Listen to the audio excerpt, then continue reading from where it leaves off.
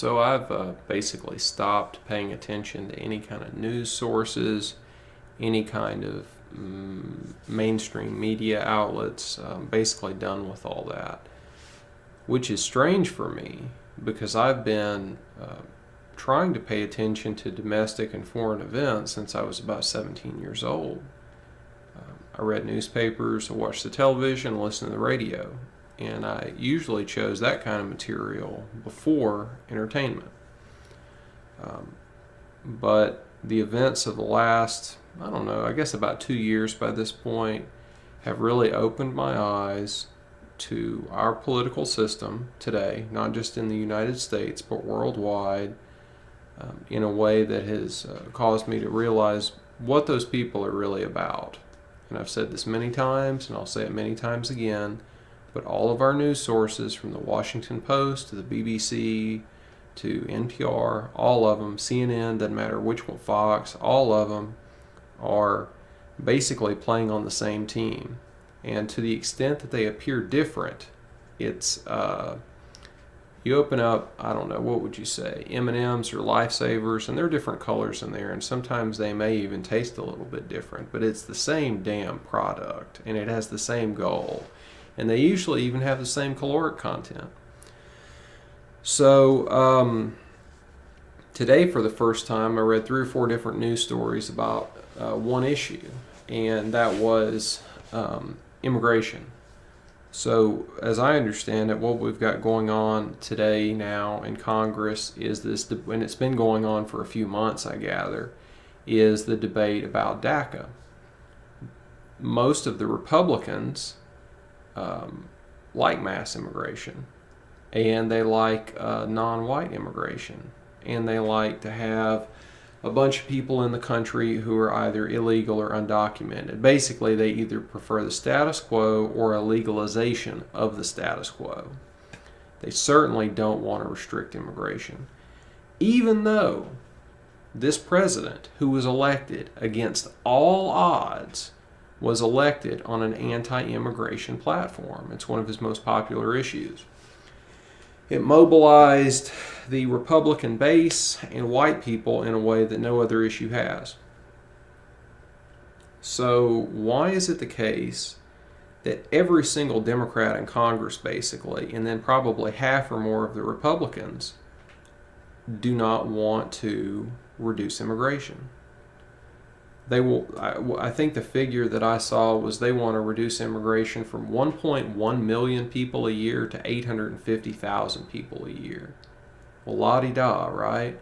So we're debating, we're looking at a conflict in which maybe they'll reduce it by 25%, 30%, something like that. When if you went to the population, if you went to the people who elected the president, they would probably reduce it by half or more. And just looking at the composition of Congress, you would think that they would be able to at least do what they are probably not going to be able to do. Certainly, they would not legalize the dreamers, the undocumented, the DACA, all this kind of stuff.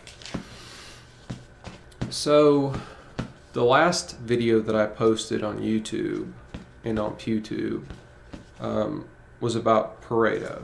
Vilfredo Pareto, the Italian political economist of the 19th century and the early part of the 20th century, which people wrongly have accused him of fascism. I have started reading his monumental work.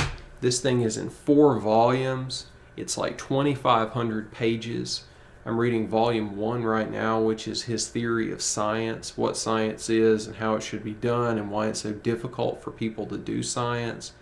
Pareto is not a fascist, and if you think he's a fascist, it's because someone else told you he was a fascist and you didn't read it for yourself, and the person who told you had certain political aims that they were going for that were, convinced them that they should call him a fascist. Okay. He's really much closer to what everybody says they are. Everybody says that they like certain things, but they don't actually follow through with it. What Pareto is promoting is actually closer. He's like a Western classical liberal, at least all the stuff that I've read from him so far. But he's actually honest, which is a big problem for a lot of people. Pareto's honest about the state of the world. He talks about this a lot. So let me see if I can think of an example here. Pareto thinks about all the things that people say about the world, all the theories that are promoted, all of the ideas that people talk about, and then he says, why are people saying these different things? And he points out that a lot of the stuff that people say, they say because it's socially acceptable or because it gets them brownie points or it's approved or it's just not nice to say the truth. So if you want to talk about, let's say, IQ differences by race, it doesn't matter what kind of evidence there is out there for it. It's not an approved topic. And if you start talking about it in some circles, you could be fired. If you start talking about it in some countries, you could potentially be put in jail. You could suffer criminal prosecution. So certain topics come up, certain topics don't, not because of the truth of them, not because of the evidence that's out there, but because of social reasons. So Pareto is an interesting guy, and I'm going to finish reading his book and tell you more about it. But last time I posted a video, or not a video, but just like a podcast or a reading of his theory of the circulation of elites, which is from that book, but a later part of it. This theory is absolutely indispensable for us, and I'll tell you why. It's the closest that I think I have come to an accurate description of human political history in a way that can synthesize many different upheavals, revolutions, incidents, basically just political unrest. It can synthesize all of those in a very parsimonious theory. The idea is that there are two groups of people. Let's say that one is 80% of the society. That's normal people. The other is 20% that we'll call the elite. These are people with higher IQ. These are people with more energy. They sleep less. They're awake longer, let's say. They're born with more natural talents. In other words, they are just simply capable of more than normal people. He gives the example of business people, for example. There are some businessmen who are just, rapacious, and they're always out there. They're always making deals. They're always making money. There's some people who are content to do less. And, we can go into the morality of which one's better and the social utility of which one's better. All we need to say is that there are people with different capabilities. There's some people who are obviously way above everyone else. So this 20% is the elite. There typically is a group of people in society who are in charge, who are composed of more than 20% of these people are the elite. So what I'm saying is that if society was divided into two further groups, the governing and non-governing, it wouldn't be that the non-governing had 20% elite and the governing had 20% elite and they each had 80% of the non-elite. There's going to be more elite people per capita in the governing class. Pareto, I guess, is making a sort of an assumption that in the ideal type, all of the people who would be, the governing elite, the governing group would be composed exclusively of elites. Why would you have non-elite people in the governing body? If it were pure meritocracy, let's say, not all of the elites would be in government, not all of them would have governing power, but the people who were the elite, or the governing people, would be exclusively composed of elites. But that's not the case.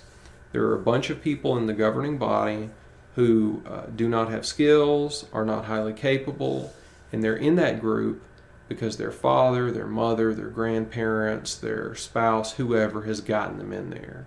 They are degenerate, they are incapable, they have gotten into the governing group because of the relationship that they have. It's nepotism, it's cronyism, it's Simonism, whatever you want to call it.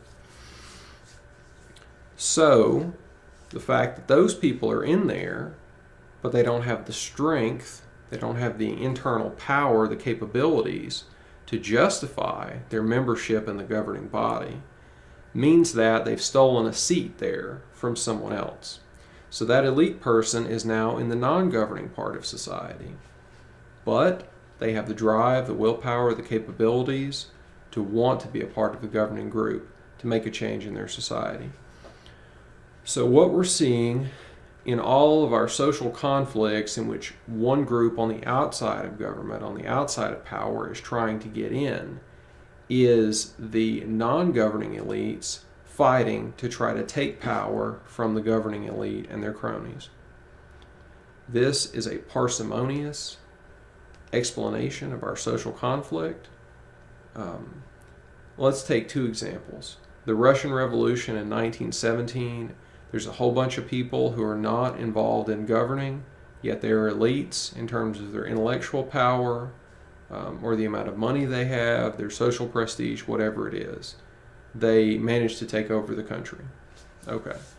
In the revolutions of 1848 in continental Europe, you have socialist or democratic groups who are trying to overthrow various imperial powers, various monarchies.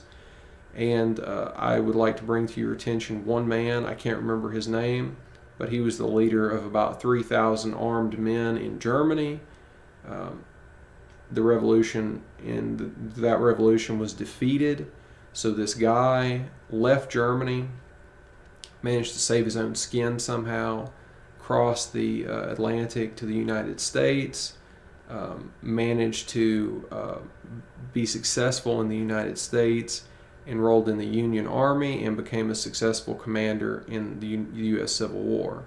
So this is one of those people who obviously has more capabilities, higher IQ, more talents than the normal person. And even though he failed in one place, he was still managing to exercise his talents somewhere else. So it's kind of like you can't keep them down. You know, you can defeat them in one place, but if you don't kill them, they'll just go somewhere and do something else. So I guess where I'm trying to go with all this, how does this relate to the immigration stuff? The people who are running the government in the United States, in Congress, in the bureaucracy, basically everyone except for our president and a few people around him, they are members of a non-representative governing elite that is filled with degenerates, that is filled with simoniacs, nepotists, all of these disgusting people who do not belong there because their capabilities are not that great. And they are basically preserving their position through media dominance. We have so many good people out here in our country and across the world who are being kept out of power because their worldview does not conform to the accepted wisdom of all this crap that's destroying the West right now. So I think it would be helpful for us to understand our position and probably to orient our evangelism, our proselytizing, not to the 80% of the population who is honestly not going to be able to tear itself away from the Kardashians and from, all of the garbage that's put out there to keep them happy. We have to go and we've got to find people who have the talent, have the intelligence, and we've got to convince them of the truth, which is that their place in power, their place in success, has been stolen from them by these people for the benefit of their friends and relatives. And they are enforcing certain ideological methods, ideological tests in order to accomplish this. Racial quotas are another way to accomplish this. The list just goes on and on. You can think of all the different ways in which these people throughout the U.S. government and all the Western countries use multiple nefarious means to pick and choose who's going to enter government with them. The quality of governance goes down, the services that the citizens receive go down, and we all suffer as a consequence. So this theory that Pareto has is extremely useful. I believe him when he says that he's out for the truth, whether it's ugly or beautiful. He really just wants to know the truth. I feel the same way myself. Some of the deeply held beliefs that I have, I would be willing to drop them if enough evidence was shown that they weren't true. This is me trying to touch base with you guys and explain to you what I'm thinking.